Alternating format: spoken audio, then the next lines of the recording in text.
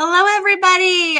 Welcome. Today is day 14 of our 21-day Family Connections experiment, and we are very excited. We have Vlada Bortnik, the CEO and co-founder of Marco Polo app here with us today, and we just cannot wait to talk with her. There's been a lot of buzz about Marco Polo in our group. This is going to be really exciting. So thank you for joining us. If you want to let us know in the comments where you're joining us from, let us know if you've used the Marco Polo app before and some of your favorite ways to use it, how you've been connecting with your family during the pandemic. So to start off, I'm going to tell you a little bit more about Vlada. And Marco Polo. We are so excited to be welcoming her today. Marco Polo is a popular video communications app that helps literally millions stay in touch with their friends and family, something that is so important during 2020 when we have to be apart. I lost my place a little bit. Her story is incredible. I'm going to let her tell you about her personal story, and I'll tell you a little bit about how Marco Polo came to be. Vlada attended Northwestern University, graduating in 2001 with a degree in computer engineering and art. She had a successful career at Microsoft for 5 years, working on products you'll recognize like MSN Messenger, Hotmail, and Windows Live. Her husband and she and her husband relocated to the Bay Area, where they co-founded several startups, including Joya Communications, the parent company of Marco Polo. Fast forward to today, Marco Polo has more than 10 million downloads and 1.9 user reviews, and it's truly changing so many things about how we stay in touch. So I am so excited to welcome Vlada here. Here she is. Hi there. Thank you so much for having me on the show. Welcome. We're so glad to have you. I just told like a very nutshell version of some of your professional accomplishments. But first, we'd love to learn a little bit more about you. Tell us your story. Well, I'm a mom. I think that's an important part of my story. I have two daughters, ages 10 and a half and almost a 9-year-old. And I am married. My husband and I are both co-founders of Marco Polo. And my story really starts with, I was born in Ukraine, and we moved to the United States in the 1990s, the very end of 1990s. We landed in Kansas, where I got to experience, actually for the first time, really brutally cold winters, surprisingly enough. But I also got to experience grocery stores that were completely packed with food, something that was new to me. And then after finishing high school in Kansas, I went to college at Northwestern, where I got to kind of raise some eyebrows by double majoring computer engineering and art. But for me, it was always important to combine both of those aspects of my life.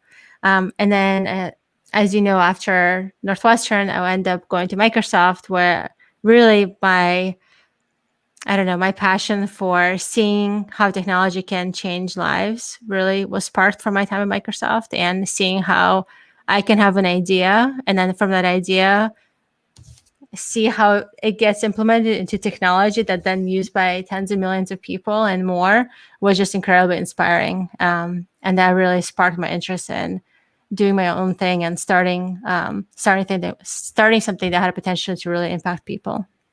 Mm-hmm. I love that. It's always interesting to me to hear people's roots and how they started. And I think that is kind of cool, that juxtaposition of the computer engineering and art. That's awesome.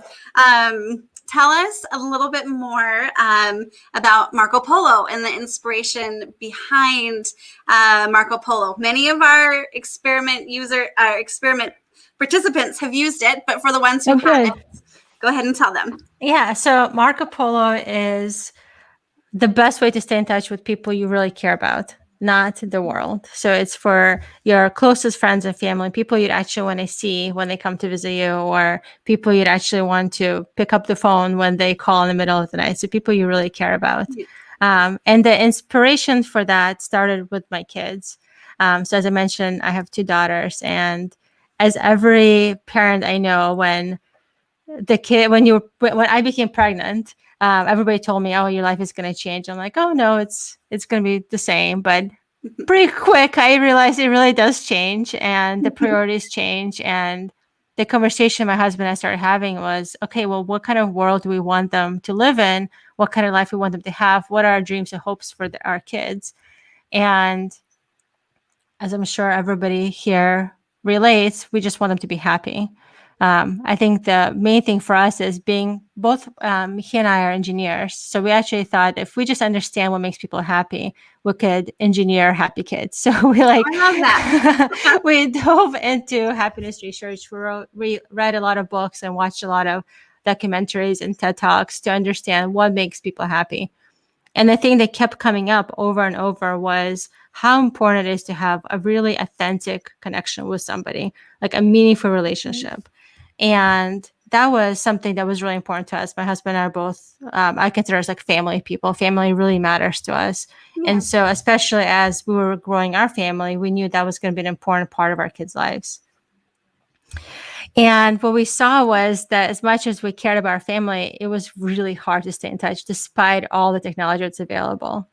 It was like some of the things just felt really flat. Like you can't really send a text message to grandparents. It's not the same as like seeing the kid take their first steps, or seeing kid tell you about their first day or their first watercolor painting or the 10th watercolor painting, whatever it is. And then just getting updates on social media just felt like kind of putting your most meaningful connections somewhere for everybody to see. So that didn't feel authentic either. And then on the flip side, there was video chat that was possible, but video chat felt so constraining, especially as we had kids. It was like an hour with his mom, an hour with his dad, an hour with my parents, an hour with his sibling, an hour with my sibling. And so before I knew it, our weekends were completely packed with these half hour to hour calls, video calls. And there's only so many times I can make my daughter say moo and my other daughter say something, or even sit still. It just became this thing that, as much as I love my family, I wasn't looking forward to weekends. It felt like a chore. It felt like so hard. And so no wonder so many people say it's so hard to stay in touch, right? No matter how much you really care about it, it's just so hard. And so that's when my husband and I were like, okay, the research says it's so important that we have this important connection. And yet everything that's available makes it really difficult to connect in a way that's actually good for us. So before we knew exactly what we wanted to do, the purpose of helping people feel close was born. And fast forward to now, Marco Polo is delivering on that purpose to millions and millions of people. Mm-hmm. I love that. And no matter what time zone you're in, I talked with my sister. I sent her videos to Japan today. It's fantastic. I really love it. I was wondering, how have you seen Marco Polo help families connect during the pandemic? I feel like it's a really useful tool where a lot of us are stuck at home. Have you seen like a rise in more people using Marco Polo? Yeah, so it's been really an amazing year for us because what we know what we know is that what people who use Marco Polo really love it, and that's become, and it's what you said, is that you can have these conversations regardless of time and distance. So even with my parents who live just 15 minutes from me, sometimes or my sister, we get so busy. It doesn't matter they're so close, but making time to actually see each other is really hard, and so that hasn't really changed. Like people still find ways to get busy and still find ways that it's difficult to connect. And Marco Polo continues to be a really important tool for them. And during the pandemic, it switched from being an important tool to becoming a lifeline. I think that's the biggest difference that we saw, is that the amount of it was no longer like nice to have. It was like, no, you really wanted to know for real, how is your mom doing? And how is your grandparent doing? How is your sibling feeling? And and that's for just the normal use case. We have stories of ER doctors who are using Marco Polo as a way of communicating with each other, as a way of quickly giving information, Oh, saying like, hey, we're trying this with this patient. What are you guys seeing over here? Like, are you seeing the same? Because, at first it was hard to get all the data in a fast way. So we're actually using Marco Polo for that. And then, of course, because of pandemic, when somebody did get sick and went to the hospital, there was no way for them to see them, right? Because yeah. there's limits on how many people can visit. Marco Polo once again was a way that was the only way for people to actually know how somebody was doing, because they couldn't actually be there. So Marco Polo transitioned from like a really helpful tool and a really great way to stay in touch to become a lifeline for really millions of people. Another super fun one was teachers were using Marco Polo as a way to connect with their students, because so many Mhm. teachers, like, they just deeply care about how well their students are doing, and they were able to, like, we have one preschool teacher who was actually using Marco Polo to send bedtime stories to the kids Oh, I love that. as a way of keeping the families connected. Yeah, so lots of really sweet stories to share. Oh, I love those. And I like how it can be as practical as doctors communicating, or as heartfelt as a teacher reading a book. There's just something about video that helps. And I'm so glad we have this new technology.